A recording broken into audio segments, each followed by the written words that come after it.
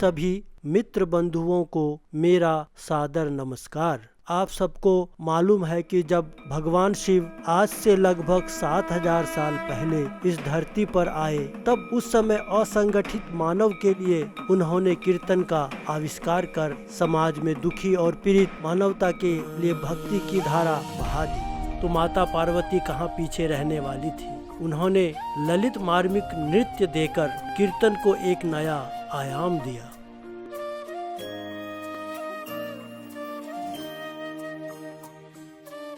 जब भगवान कृष्ण आए तब उन्होंने हरि ओम तत्सत कीर्तन मंत्र दिए और लगभग 500 वर्ष पूर्व में कीर्तन की महिमा को पुनः महाप्रभु चैतन्य ने प्रचारित प्रसारित किया। लेकिन समय के साथ मंत्र की ऊर्जा भी कम हो जाती है, इसीलिए जब भी महाशंभूति इस धरती पर आते हैं तो एक नई कीर्तन मंत्र का आविष्कार करते हैं। बाबा नाम केवलम आज की मानव सभ्यता के लिए वरदान है कि भगवान महाशंभूति श्री आनंद मूर्ति जी ने पुनः एक नई कीर्तन मंत्र का सृजन कर पीड़ित मानवता के लिए भक्ति की गंगा धारा बहा दी।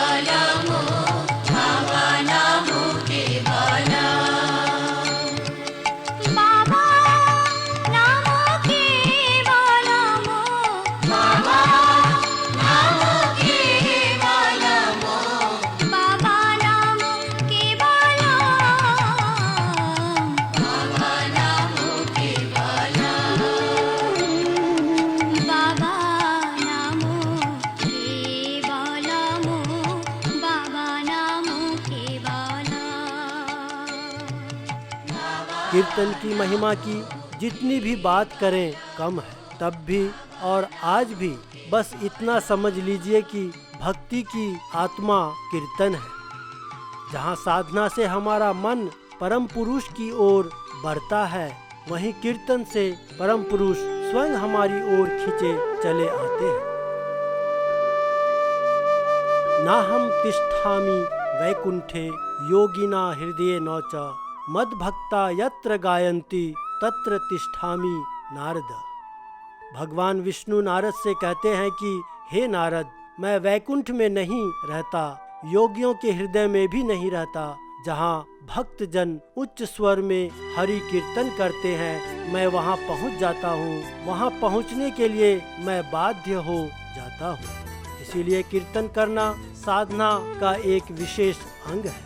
साधना से पहले कीर्तन करने से मन सहज ही केंद्रीभूत या कहें तो एकाग्रचित हो जाता है। नियमित कीर्तन करने पर जब यह सिद्ध हो जाता है तो एकांत में रहने पर ओंकार की ध्वनि सुनी जा सकती है। कीर्तन के बाद साधक ऐसा महसूस करते हैं जैसे कि उन्होंने अभी अभी गंगा स्नान किया है। बाबा नाम केवलम, जिसका अर्थ है हे परम पिता, मैं तुम्हारा और केवल तुम्हारा ही नाम लेता हूँ, दूसरा नाम नहीं। बाबा शब्द का अर्थ है सबसे प्रिय और निकटतम सत्ता। मनुष्य एवं समस्त जीव जगत के लिए भगवान से ज्यादा और कौन प्रिय हो सकता है। तभी तो हम अपने सबसे प्रिय जनों को बाबा, बप्पा या बाबू कहकर पुकारते हैं।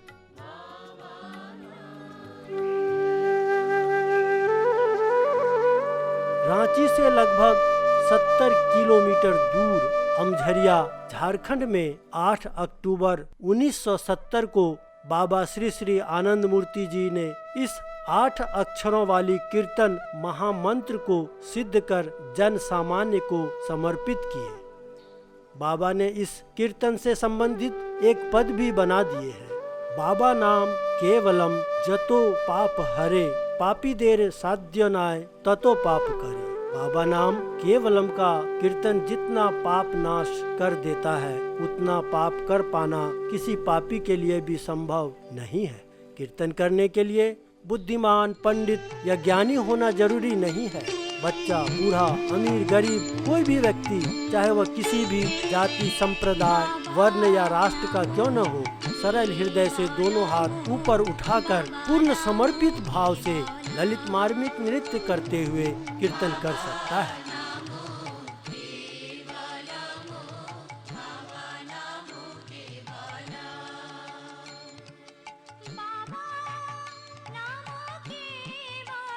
ललित मार्मिक मुद्रा में कीर्तन करने से इसका प्रभाव मन पर अति शीघ्र ही दिखता है, जिसका अर्थ है, हे परमपिता परमेश्वर, तुम मेरे हो और मैं तुम्हारा हूँ, तुम्हारा ही हूँ।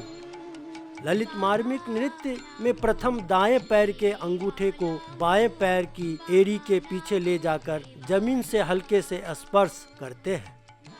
इस स्थिति में घुटने हल्के से मुड़े हों। फिर बाएं पैर के अंगूठे को दाएं पैर की एड़ी के पीछे ले जाकर वैसे ही जमीन से हल्के से स्पर्श करते हैं।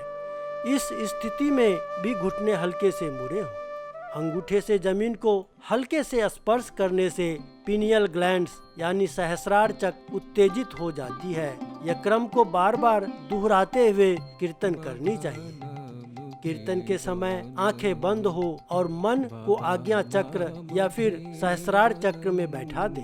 यथा संभव ऊंची आवाज में बोल बोल कर बाबा नाम केवलम कीर्तन मंत्र का गायन करें। जिह्वा, कान, हाथ, पैर सभी ज्ञानेंद्रियों और कर्मेंद्रियों को कीर्तन में व्यस्त रखें। कीर्तन का प्रारंभ नमस्कार मुद्रा के साथ हाथ ऊपर उठाकर करें। हाथ के थक जाने पर नमस्कार मुद्रा की स्थिति में हाथ को अनाहत चक्र पर रखकर कीर्तन को करते रहें। बाबा कहते हैं कि मैं पहले भी कह चुका हूँ और फिर से कह रहा हूँ, कीर्तन की महिमा को प्रकाश करने का समय निकट आ चुका है। मैं यहाँ यह कहना चाह रहा हूँ कि जो आध्यात्मिक उन्नति करना चाहते हैं वे अधिक से अधिक कीर्तन करें। कीर्तन के द्वारा मन पवित्र हो जाता है और इस पवित्र मन के द्वारा साधना करनी होती है। कीर्तन के द्वारा अगर मन 5 मिनट के लिए भी पवित्र हो उठे और इसके द्वारा पवित्र मन से अगर 5 मिनट के लिए भी ठीक से साधना की जाए तो इससे ही साधना में काफी उन्नति होगी और फलस्वरूप साधक परम पुरुष के निकट पहुंच जाएंगे। उनके मानस तरंग के काफी नजदीक पहुंच जाएगा और इस अवस्था में मनुष्य नव्य मानवतावाद के द्वारा मानव जाति की सेवा कर सकेगा तथा जीव जंतु उद्भिद की भी सेवा कर सकेगा। बाबा कहते हैं, जिस प्रकार इष्ट मंत्र के प्रत्येक अक्षर का अपना विशिष्ट महत्व है, उसी प्रकार बाबा नाम केवलम जो एक सिद्ध मंत्र है उसके प्रत्येक अक्षर का महत्व विशेष है। जब प्रथम अक्षर ब का उच्चारण किया जाए तो भावना यह होनी चाहिए कि मैं नए संसार में प्रवेश के लिए चौखट लांग रहा हूँ। जब अंतिम अक्षर म का उच्चारण हो तो भावना यह होनी चाहिए कि मैंने अपने कर्तव्य का निर्वाह कर लिया, अर्थात मेरा कर्तव्य पूर्ण हो गया। यदि कीर्तन इन भावनाओं के साथ किया जाए तो 2 या 3 मिनट में ही परिणाम परिलक्षित हो जाएगा। पूरा सिद्ध मंत्र पूरी तौर पर प्रत्येक लय में कीर्तन करते समय उच्चारित होना चाहिए, न कि उसका अंश विशेष। यदि ऐसा नहीं किया जाता है तो यह कीर्तन पूर्ण कीर्तन नहीं कहा जा सकता है। प्रत्येक काम व्यवस्थित ढंग से रीति अनुसार किया जाना चाहिए, तभी कीर्तन की पूर्णता या कीर्तन का पूर्ण आनंद प्राप्त होगा।